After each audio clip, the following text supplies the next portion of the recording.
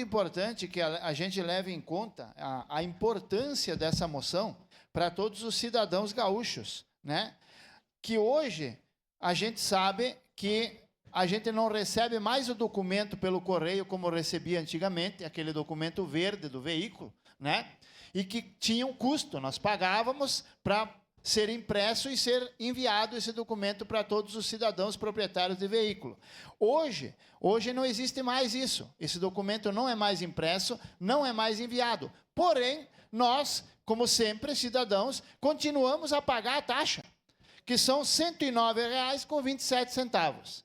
Então, é um abuso, né, por parte do governo, que a gente continue pagando um serviço que a gente não tem mais. Quando a gente tinha esse serviço, tudo bem. É correto que a gente pague por um serviço. Hoje, a gente continua pagando esse serviço. Se não paga, tem multa, tá? E não se recebe mais esse documento. E, pior ainda, a gente sabe que quem não tem um aplicativo para poder imprimir na sua própria casa ou via digital, tem que ir no DAER fazer a impressão, e o DAER, dependendo do local, cobra entre 10 a 30 reais só a impressão do papel. Só para imprimir a folha aonde que comprova que a gente pagou o IPVA do carro.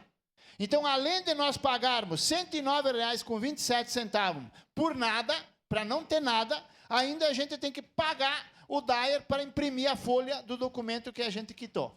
Então, a importância dessa moção ser aprovada para que a gente consiga fazer com que essa taxa abusiva, que não nos traz mais absolutamente serviço nenhum, seja cancelada e que a gente não precise mais pagar. Era isso, senhor presidente. Obrigado, vereador Sandro Fantin.